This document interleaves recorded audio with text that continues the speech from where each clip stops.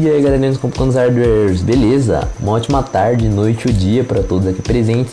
E aí tropinha, como é que foi o final de semana de vocês? Comenta aí abaixo pro pai o que vocês fizeram, pra nós começar a segundona daquele jeitão. Hoje é dia do quê? Do quê? De Gohan Responde, então bora lá.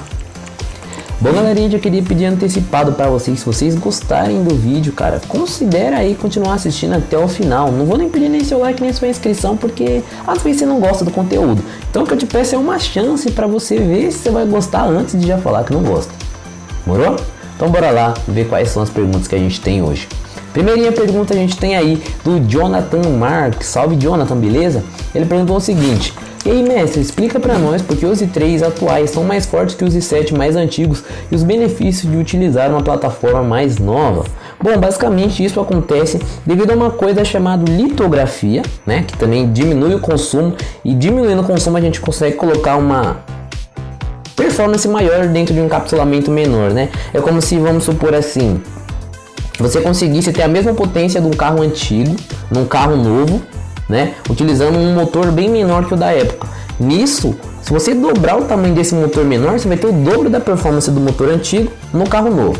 Entendeu? É uma das coisas que acontece.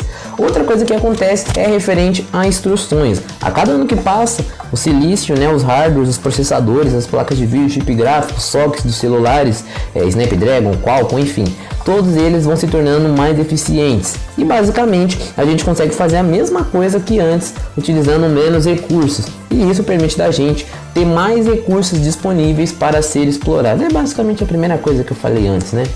Eu acho que a principal causa de acontecer é isso, é referente às instruções. Se a gente pegar, por exemplo, um Core 2 Quad de 4 núcleos e 4 threads e um i3 de segunda geração de 2 núcleos e 4 threads, a gente vê que o i3 ele tem metade dos núcleos, mas ele já consegue ter uma performance bem semelhante. Isso se dá devido à quantidade de... a forma que as instruções são espalhadas dentro do processador e a forma como a arquitetura é planejada. Então a cada ano que vai passando eles vão refinando aquele ponto que era um erro, eles vão melhorando, vão acrescentando mais pontos que trazem benefícios, e o resultado final são processadores i3 mais fortes que processadores i7. Loucura, né? Pois é, quem imaginava um dia isso, hein? E quais são os benefícios de usar uma plataforma mais nova? Bom, os benefícios de usar uma plataforma mais nova vai depender muito do seu uso e do seu propósito com o PC. Por exemplo, você quer um PC para jogar? Cara, você montar um PC com um DDR3 e um PC com a nova plataforma DDR5 que tá para sair ainda, dependendo da placa de vídeo que você for usar e da quantia de quadros, do desempenho, da qualidade que você está buscando, não vai ter diferença, né? Então tem alguns benefícios a mais referente à segurança, alguns recursos novos que não tem nos processadores mais antigos. Um ponto muito interessante que a gente consegue ver sobre isso daí mesmo é no emulador RPC S3, que é o emulador de PlayStation 3, né?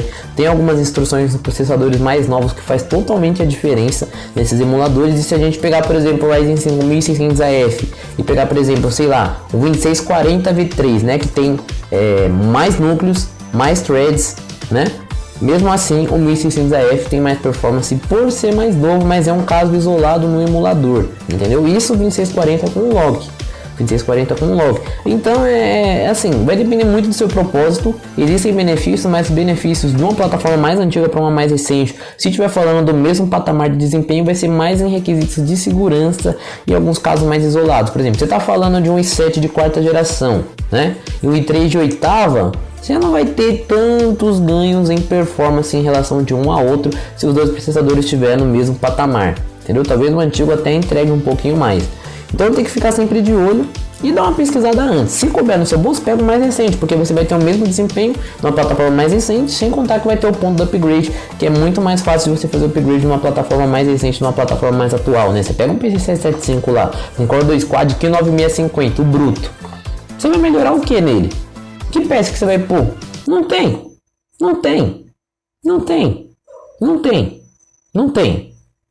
Então, basicamente, é isso. Obrigadão, Jonathan, pela pergunta. Eu acho que eu fui convincente. Se a resposta ficou um pouco ruim, manda aí nos comentários mais alguma pergunta aí. Que, cara, é impressionante. Eu escrevendo eu sou muito melhor do que falando, então pode ter certeza, tá? Segunda perguntinha aí é do Jacan J. Salve, Jacan J, beleza? Ele falou assim: que brinde é esse? Vou arrumar um defeito no PC pra levar aí. Traz pra nós, traz pra nós, traz pra nós que nós deixa ele no capricho, só brota, mestre. Perguntinha do Juninho OP, ele perguntou o seguinte: R7 250, né, aquela que a gente trouxe vídeo aqui no canal, com kit i7 52420p2, roda GTA RP 5M acima de 40 quadros?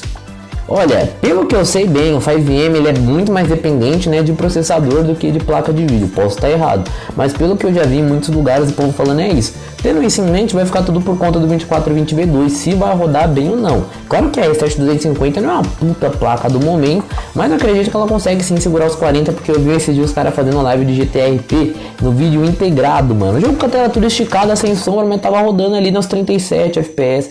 Então pra R7 250 não vai ser um problema conseguir 40 FPS no GTRP e no 5M, mesmo que seja no mínimo. Então fica por conta do 2420V2. 2420V2, para quem não sabe, é um Xeon da plataforma i5 pro chipset X79A, né, o LGA 1356, é um processador de 6 núcleos, que eu fiz 5, não sei porque, 6 núcleos e... Não. 12 threads. 6 núcleos e 12 threads. A frequência base dele é 2.2 e ele chega até 2.7, né? Isso daí em um núcleo único, ele fica beirando aí os 2.5. O clock não é muito interessante, não é aquele puta clock alto pra caramba, mas eu acho que pra GTA vai ficar tranquilo, acho que você não vai ter problema pra ter os 40 FPS nessa configuração, se você tiver aliada pelo menos 10 GB de memória RAM, porque nesse GTA RP, como é muita modificação no mapa, tem muita coisa para ser carregada rápido, né? Não é igual o GTA convencional, que você tá ali no modo história, os NPCs já é meio que programado, os carros já é meio que programado, o jogo já meio sabe como armazenar, né? Quando você tá jogando online, vai ter louco pulando em cima de casa, dinossauro fazendo xixi no meio do gramado, maluco passando de bicicleta em cima do sol, tem uns parados loucos, né? Então é legal ter uma quantia de memória RAM um pouquinho acima, pra ter uma folga assim, ainda mais por ter uma placa de 1 GB de VRAM só apenas. Valeu, Juninho. Ó o Juninho de novo, Juninho, que papo é esse, Juninho? Que você vai e volta, Juninho. Ah, esse Juninho, mas enfim. Qual as configurações do seu PC? Mano, as configurações do meu PC são Intel branco, nulo, V vazio, de 0 GB de memória RAM, né? Uma R nunca 3000 e não existe, né? E uma fonte de 600 nenhum watts, tá? Brincadeiras à parte, mas atualmente eu tô sem PC, cara. Atualmente eu tô sem PC por questões de agiota. É brincadeira, não. Tá louco? Você é louco? Não faço essas coisas não, mas tô sem PC no momento, beleza? Obrigadão, Juninho, pela pergunta aí. Mas, cara, se eu fosse ter meu PC dos sonhos desse momento, seria um 2640V3. Olha lá, 8/16, um lockzão, uma X99 RS9, daquele jeitão pra ficar no capricho, 16 GB de memória DDR4 233. Eu sei que a placa-mãe vai limitar a 1866, mas dá licença, deixa eu pegar a melhorzinha, por favor. Obrigado, tá? E uma GTX 970 de 4 GB. Com um PCzinho desse, ia ser só 15 vídeos por dia, só isso. Só 15. Então, fica de comparativo aí. Eu não tenho PC no momento, mas se eu fosse ter e se eu tivesse condições de montar do jeito que eu quero, seria essa configuração. Valeu! Perguntinha aí do Vinicião sempre 33. Fala, Vinicião sempre 33. Esse daí é o famoso que não envelhece, sempre tá com 33. Aí é vida, né? Porra, aí é bom demais, pô. Queria eu não envelhecer. Ele falou o seguinte: qual a melhor placa de vídeo custo-benefício para o i3-2100? Vamos lá. Depende muito do que você quer jogar, porque igual a gente sabe, tem jogos que é GPU bound, né, que dependem muito da placa de vídeo, e tem jogos que é CPU bound, que depende muito do processador. Jogos CPU bound já dá pra saber que não vai calhar, né, porque o i3 ele é 2 núcleos e 4 threads, não é um processador ruim, né, assim, no geral não é um processador ruim, um processador interessante para ter um PCzinho para estudar, para jogar aquele joguinho lá, um Warface, um Point Blank. Então GTA V no modo história dá pra jogar tranquilo, o joguinho mais pesado já não fica muito legal.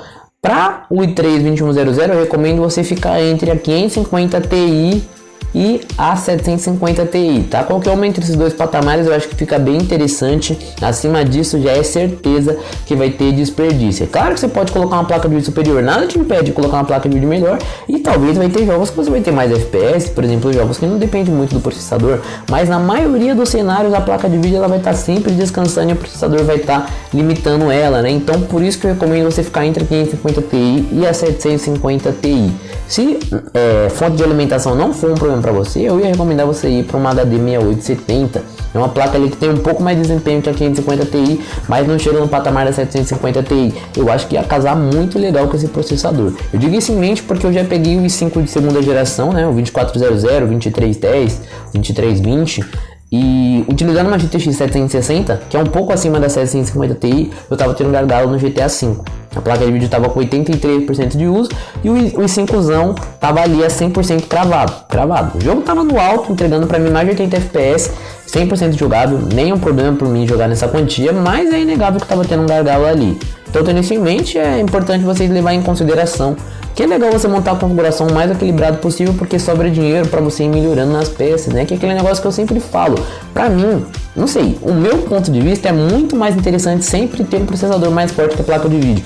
Eu não gosto de ter uma placa de vídeo mais forte ou muito equilibrado. Eu prefiro sempre ter um processador mais forte, porque a placa de vídeo ela tá só renderizando o que tá na tela, né? O processador ele tá renderizando, mandando os dados do que é para renderizar para a placa de vídeo, tá rodando os NPC do jogo, tá rodando as entradas USB, reconhecendo seus teclados, tá fazendo todas essas funções, rodando o Windows Update em segundo plano, várias chaticezinhas, mano, só tranqueirada. Então o processador ele sempre vai estar com um pouquinho de carga a mais em relação à placa de vídeo se estiver fazendo a mesma função. Então o processador eu acho legal ele sempre tá com uma folga. Beleza? E o 2420V2, igual o rapaz tinha dito, seria um processador muito legal para colocar um GTX 760, por exemplo. É um processador com uma quantia de núcleos e threads muito interessante. O que fica a par é a questão do clock, né? Bom, não é do vídeo foi esse, espero que vocês tenham gostado. Eu espero ter sanado algumas dúvidas de vocês. Qualquer dúvida, crítica, sugestão, pode deixar aqui abaixo. Vou agradecer todos vocês que ficaram aqui até o final. E vou deixar pra vocês um videozinho, uma propagandinha, um jabazinho do pai aí, beleza? Em seguida eu vou deixar 2 vídeos da hora pra vocês assistirem e seguirem fazendo o que, tropa? Descomplicando as suas vidas. Valeu! Nos dias de hoje tudo tá muito caro, tá bastante difícil conseguir qualquer peça que a gente tá procurando de hardware. E tendo isso em mente, eu compro direto várias peças usadas que tem um precinho mais em conta e que ainda oferecem um desempenho legal. Porém, por ser peças usadas e de difícil acesso, nem todo mundo consegue comprar. E com isso eu gerei um novo benefício para os nossos membros, no qual eu dou 5% de desconto por todas as vendas de hardware aqui no canal Descomplicando os Hardwares. Então um computador de R$3.000 você estaria pagando R$2.850. Isso daí é só um exemplo, né? Eu não vendo o computador completo direto, mas você sempre vai estar vendo aqui processador, placa de vídeo, memória, cooler e diversos outros componentes de hardwares muito interessante. Então se a ideia te chamou alguma atenção, dá uma olhadinha na descrição que tem mais informações.